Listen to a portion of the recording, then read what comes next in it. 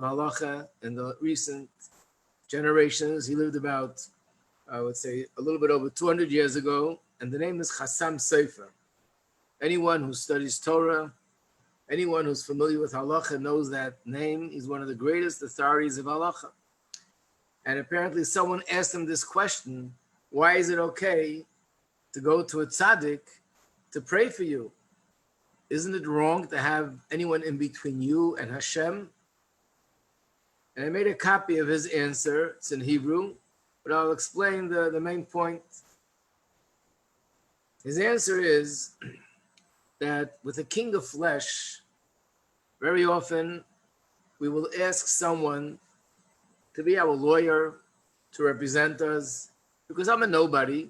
I'm nobody special. The king won't even pay attention to what I have to say. So we need to get someone who has it in with the king, and therefore he can present my case and my request to the king.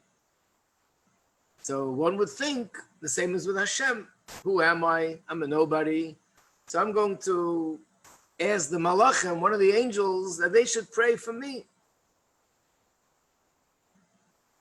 The truth is that this is, in a sense, heresy. You're not allowed to do that. And why is it? Because Hashem is not like a king of flesh. Hashem loves every one of us. Hashem has a relationship with every one of us. And we all have a direct line directly to Hashem himself. So if someone says, in order for me to speak to Hashem, I need to put someone in between us, that means that they're denying the fact that Hashem is related and connected to every single individual. So then why do we go to a tzaddik? So he says something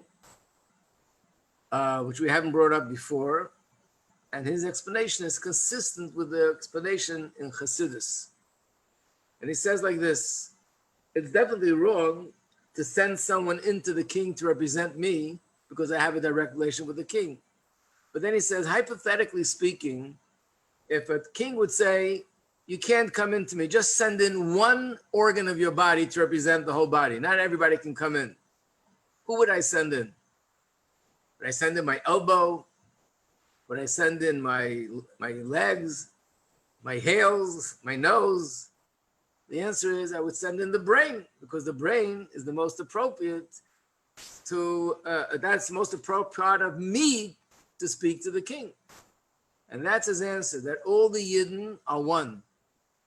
All the Yidden are one.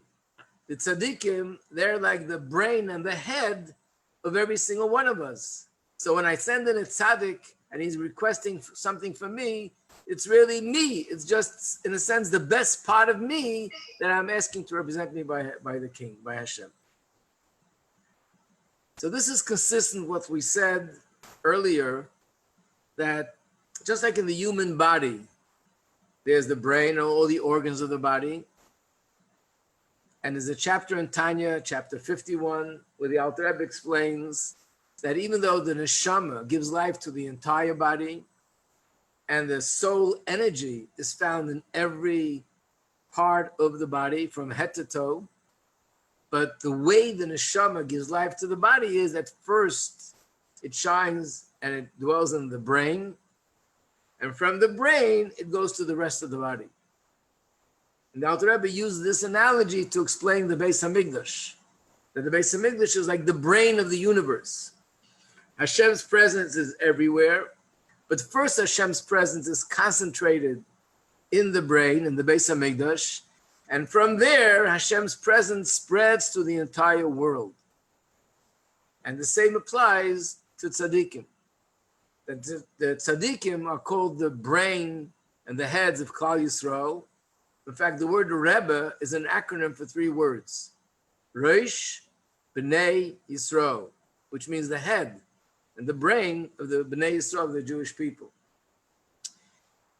And in this parsha, we actually have a pasuk that implies the same thing.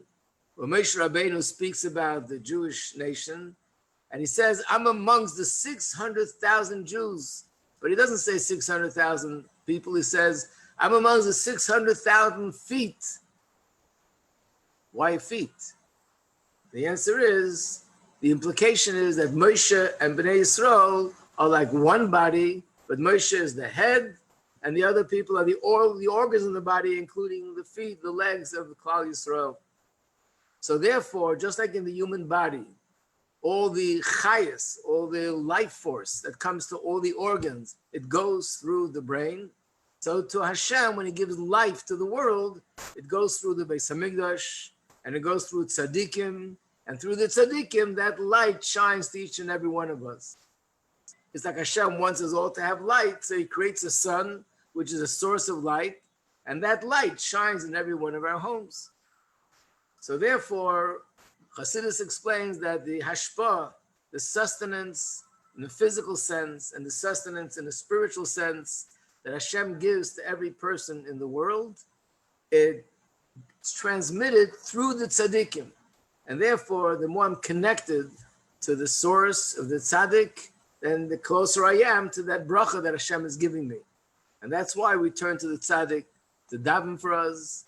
We turn to the tzaddik for a bracha, because that's the channel through which Hashem gives hashpah to every one of us.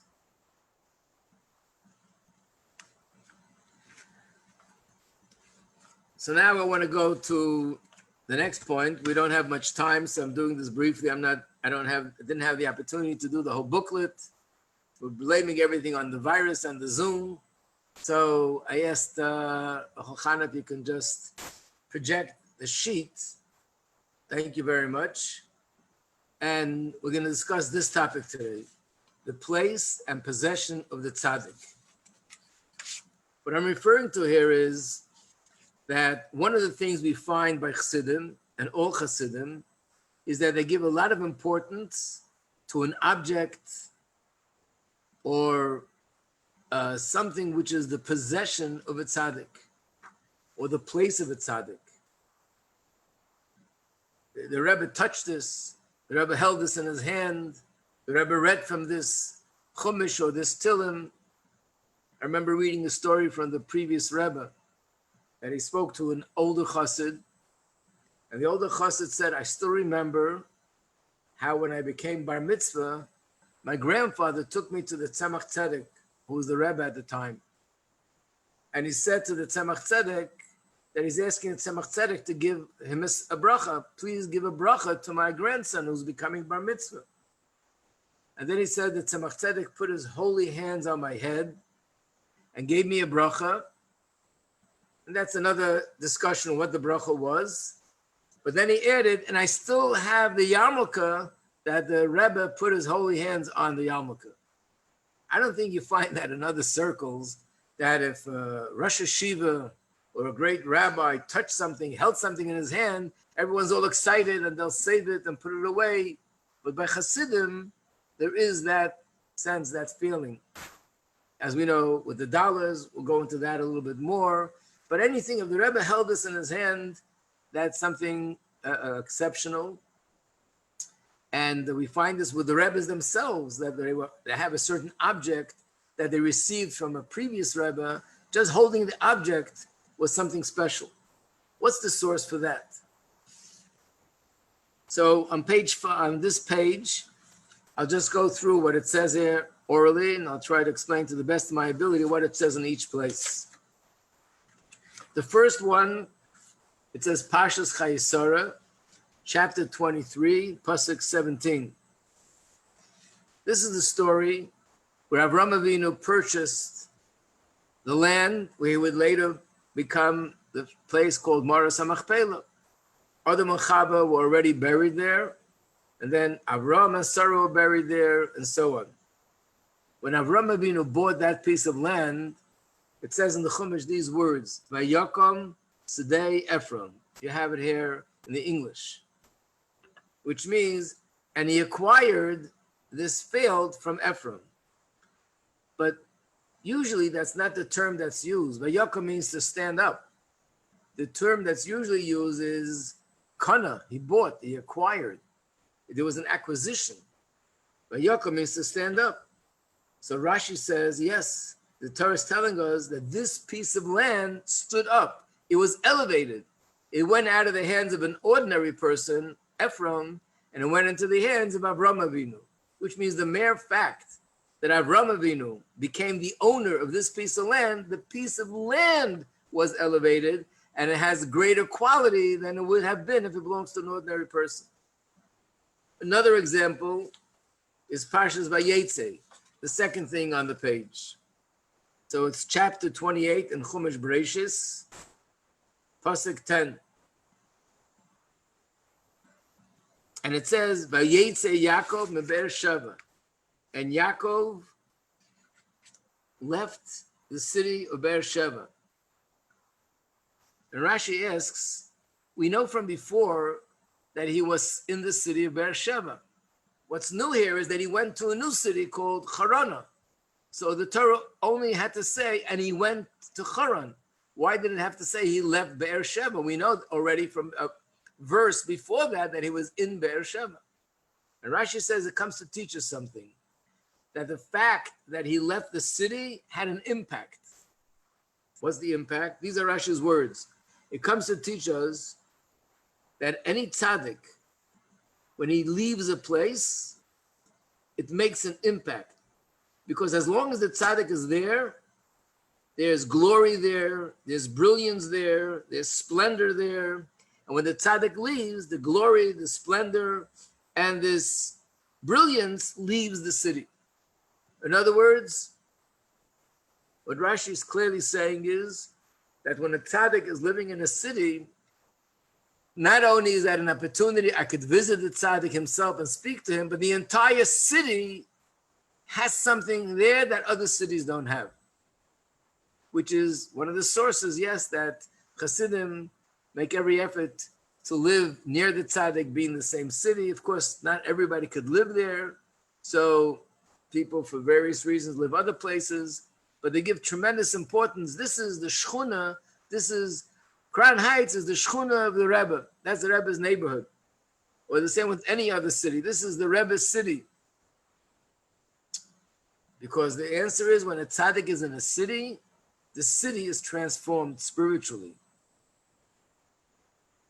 We'll soon explain the details, but based on what we learned before, and that is, we're constantly reiterating this point, that a tzaddik is not only a person who has knowledge of Torah and observes the mitzvahs and is a great Torah scholar with absolute good midos, amazing character traits. It's more than that. The tzaddik is a person that the Shekhinah, the divine presence, is found and manifests through the tzaddik. So therefore, that presence of Shekhinah doesn't only affect the tzaddik personally, the house that he's in is filled with spiritual light. In fact, the city that he lives in, the entire city, is also affected and lifted with spiritual light. Another example is in Chumash Bereshis, Parshas Vayechi. Here, it's the story that we learned about Yaakov. He had the two wives, Rachel and Leah, and one of his sons took his bed, which was in the tent of Rachel, and changed it and put it into the tent of Leah. And Yaakov is rebuking him for doing that and tampering with his bed. Very inappropriate thing. And this is the way we understand it on a simple level, on a literal level, that this was something personal, intimate, and he wasn't supposed to tamper with that. But let's look at what Rashi says. These are the words in the Chumash. I know it's hard to follow without having the Chumash in front of you, but if you have a Chumash, a Chitas, you can look it up. It is Parshas Vayechi, chapter 49, Pasuk 4. Or if you have I guess you don't have that booklet, so look up, if you could look up the Chumash. And it says these words, Oz chilalta, you desecrated the bed that I go up on, this bed that I go on, you desecrated. So Rashi says there's a deeper meaning to these words. And these are Rashi's words. You desecrated the one who hovers on my bed, which is the name of the Shekhinah that regularly hovers over my bed. Imagine, We're talking about a bed, not a Sefer Torah, not tefillin, not a mezuzah, a bed that is used for ordinary activity that every human being uses, to sleep on that bed. And here it's also alluding to that this is the bed in the tent of his wife Rachel, talking about his intimate relationship. And yet, in the case of Yaakov, you know what? This bed is different than any other bed that has the presence of the Shekhinah on the bed. And by doing something you shouldn't have done, you're desecrating the Shekhinah.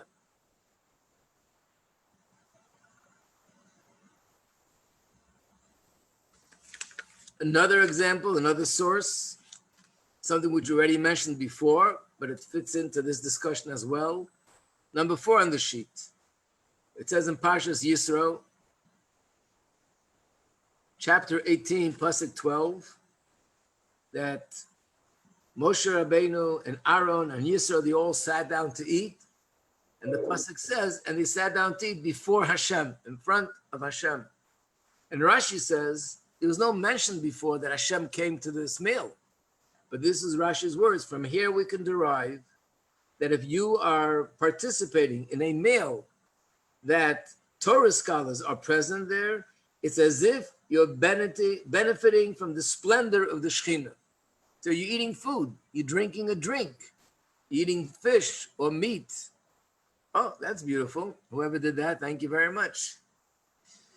This is a miracle. Just words appear out of the blue. Must be Rachel Chana. I can't think of anyone else. Thank you. So Rashi says, where we're looking for pasuk Yud Beis, right? Pasuk 12. Rashi says, oh, we don't have Rashi here. Okay, but you have the pasuk. Lifnei Elakim. Rashi says that eating food, ordinary food, oh, there's the Rashi, eating ordinary food, but if you're eating by a table that there are tzaddikim seated there, naturally in this context, Torah scholar doesn't just mean some academic that knows a lot of Torah. It means holy people, Torah scholar tzaddikim. So eating the food is as if you derive pleasure from the splendor of the Shekhinah. So when Chassidim, for example, want to have the food that was on the table where the Rebbe was eating, this is the source, that eating this food, because again, the Rebbe has the Shekhinah within him, and that shines and spreads to the room, to the table, to the food. And eating that food, and halachically, yes, it's not holy food in halacha, but it has in it a certain element of Shekhinah. This would be similar to the Beis HaMikdash. When they brought a sacrifice, they knew that eating the meat of this sacrifice was actually not just ordinary meat, but this is something that had holiness to it. It had the presence of Shekhinah in the meat. And when I eat it, I'm absorbing it and digesting it. Another example is the story which we mentioned yesterday, briefly, and I gave out the sheets in the yesterday's booklet, where it has the story of a woman who unfortunately her child became sick, and then the child died. And I mentioned, what did she do when that happened? She took the child, took him upstairs, and put him down on a bed in the attic. What was this attic all about? What was this bed all about? This tzaddik, this Navi, his name was Elisha, he would travel, and he would travel by their house. And when he traveled by their house, he stayed in their home, and they built an attic for him, or they had an attic, which became his apartment. Whenever he visited, that was his apartment. And naturally, this woman that we're talking about wasn't an ordinary woman either. She was a tzaddikas, a great woman. It says in the prophecy, she was an isha g'dayla, a great woman. And he asked her, what kind of bracha do you need? He gave her a bracha for a child. And now this child that she got through his blessing became sick and died. What did she do? She took the child, this is what it says, and she brought him upstairs to the attic, put him down on the bed of this prophet, and she ran to the prophet to beg him to do something. And he came back, and this is one of the rare times that we find in Tanakh, that not only the Navi performed a miracle, but he did something miraculous that he brought this child back to life. Thank you. You brought up the Tanakh, the Pasuk. So if you could look at Pasuk 20 and 21. And he carried him and brought him to his mother. He sat on her knees until noon and he died. She went up, laid him on the bed of the man of God, which is the Navi, and she closed the door and then she ran to the Navi. Why did she put him on that bed? Why did she take the time, which she was losing, to go upstairs, put him down on the bed? We don't have the commentaries here, but one of the primary commentators on Navi is a commentator which is called Ralbag. It's printed in every Navi that has Mefarshim. And the Ralbag says, because this was the bed of such a great tzaddik, she believed that in that merit, this child would be preserved until the tzaddik comes and bring him back to life. Which on the surface, what does that mean? Because it's a bed of a tzaddik.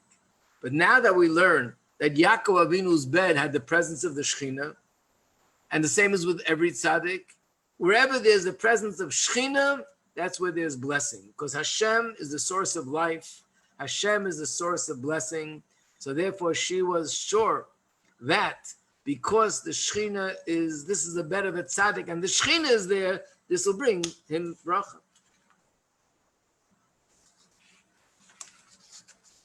Another example of this is the next pasuk. This is in Navi. This is number 6 on the list. Shmuel Beis. Amazing. I speak and it appears. I'm sorry.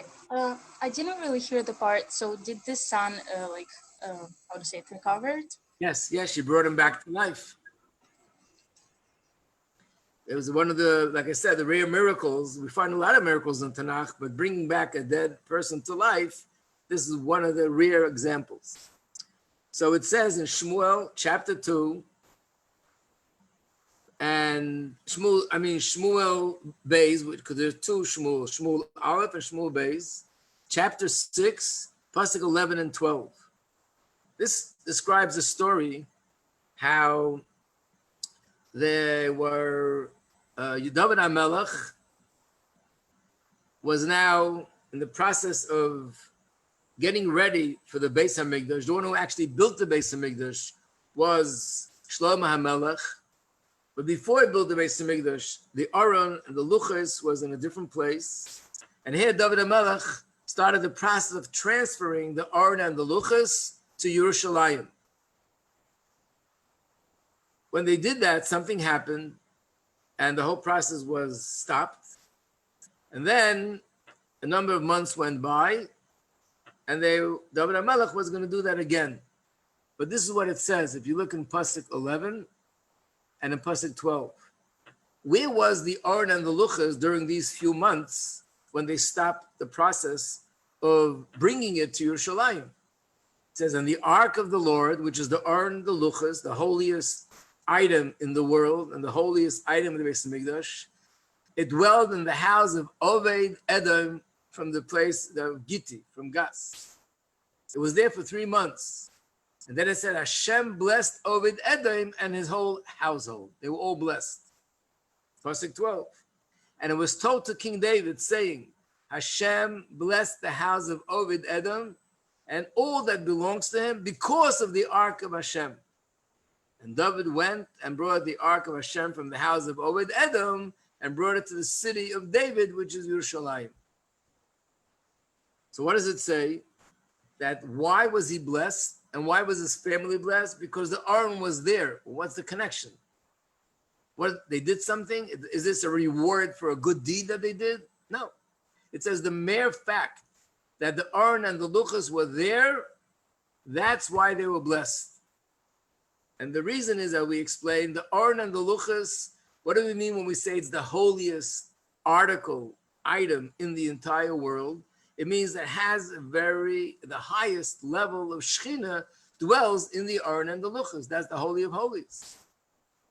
So because Hashem's presence is there, especially in such an amazing level, then Hashem's presence produces bracha. Because again, Hashem is the source of life, the source of bracha.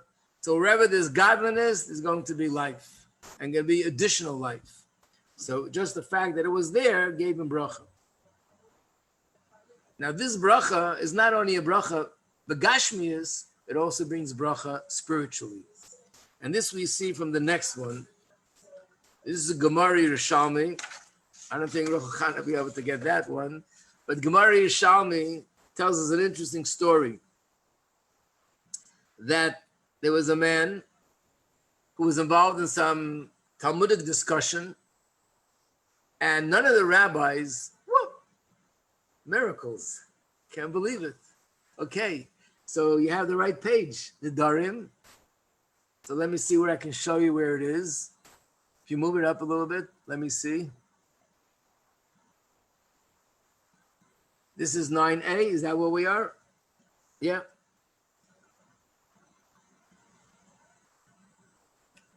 Keep moving. Wait. 9a or 9b? This is 9a. It's supposed to be 9a. Oh, but then halacha number 1. Oh, it's halacha 1. Right. It's part of halacha 1. This is all that's here for 9a. It's okay. We were trying. So then go to 9b. Maybe there's a mistake there. Let's see.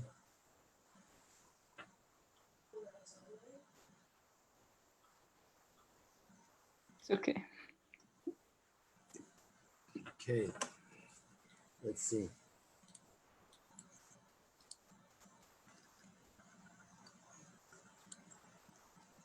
Nedarim, Perik, chapter 9, halacha 1. Got to be there. Okay, try it one more time. Let me see if we can find it. Halacha 1. Search halacha 1. What it says there was that there was a discussion, Talmudic discussion. None of the sages knew an answer to a certain question. And there was one sage that he knew the answer that no one else knew. So they asked him, how is it that you knew something that no one else was able to understand and figure out? And his answer was, he had a stick that belonged to Reb Meir, and this stick taught him wisdom. Could you imagine? He had a stick. Okay, Reb Meir had a stick, and what? The stick taught him wisdom? What, it was a talking stick?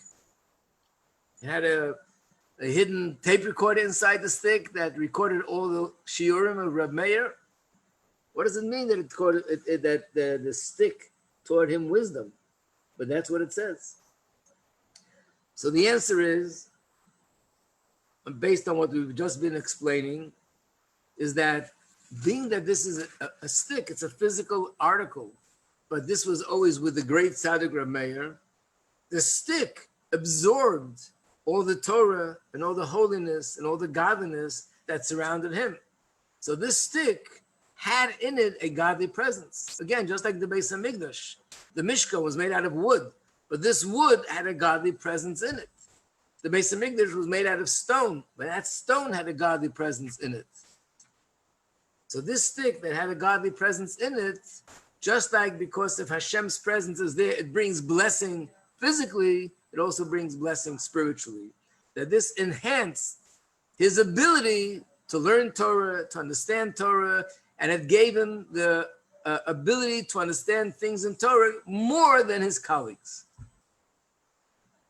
So we see from this, yes, when you have in your hands an item, an article that belongs to a tzaddik, then this is something that could contribute tremendously, like very often Chassidim, who had an item that belonged to a tzaddik, they would, if somebody was sick, they would put it near his bed. Even today, people, they have $1 from the Rebbe and they're going on a trip, they'd make sure to put it in their pocket to be safe.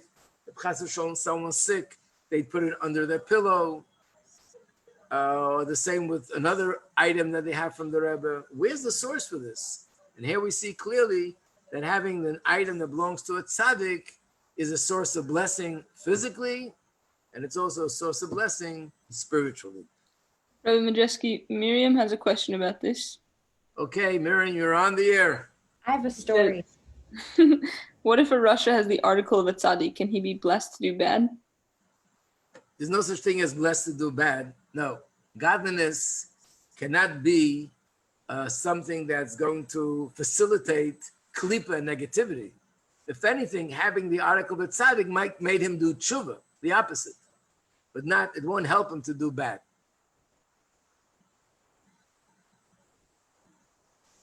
Right? Is that clear? Yes, thank you, Rabbi. You're very welcome. Actually, there are many stories. I wish I would, at this moment, remember the details, but there's stories that I heard from people that it happened to. I remember one specific story of a shliach in France, told the story of how he gave someone the dollar of the Rebbe. This was someone that was at the point of marrying someone who was not Jewish, and there was nothing that they can do to help him. He wouldn't listen. He was determined. And then someone gave him a dollar of the shliach, gave him a dollar of the Rebbe, and something happened inside him that he turned around, dropped his plans, and eventually he not only married a Jewish girl, but he changed his whole course of life. And he couldn't explain it, just something inside him exploded. A burning desire to be more connected to Hashem, to be more connected to the Jewish people. But he had in his hand an object that belongs to the Rebbe. Now, of course, it would be beautiful to say to someone, give me a dollar from the Rebbe, and all of a sudden you're on a spaceship, you're going to outer space, you're at a high, you're davening, you're learning. If things would be so explicit, so open, there'd be no free choice left. Imagine you take an ordinary dollar and you look at it, it has a picture of the President of the United States, nothing happens. Then you take another dollar, it's the Rebbe's dollar, and all of a sudden you explode, you're on fire with learning and davening, and there'd be no free choice. So obviously, even this, that the dollar has an impact on me, consciously, it probably makes a difference. What I've done, if I'm more prepared for it, but there's no doubt that subconsciously having a dollar of the Rebbe, having an object that the Rebbe gave me, and we'll learn later, it could be wine, it could be challah, it could be matzah, it could be another article that the Rebbe handed to me, and there's a certain bracha in that, because this is something that contains in it a godly presence. The clock says 3 o'clock, which means that we have to go on to the next activity, whatever it is after 3 o'clock. Can I So share thank you. one recent story? Yes. So this is about Yehuda Dukes, the director of JNet, who's recovering right now from coronavirus. Right. So I'll just read what Chabad.org News has to say. Okay. Okay. Late last month, after a particularly discouraging barrage of medical updates, someone who had heard about their situation decided to gift the rabbi with $1 he had received from the Rebbe. At Sarah's request, that's his wife, the nurse planned to first put the $1 in her husband's hand before placing it on display. But as soon as he wrapped his fingers around the $1, he did not let go, and it remained clutched in his hands for days, clearly indicating that he was aware of the $1 and its significance. Wow. Soon thereafter, his numbers stabilized and took a turn for the better. So yeah, it's just amazing, the significance, like helped him sort of recover. Beautiful. If you have another moment, I'll tell the story. You just reminded me of the story. I know I have about a gazillion stories, but one that just comes to my mind. I was giving a class, and in the class I was talking about the Rebbe's message about Mashiach.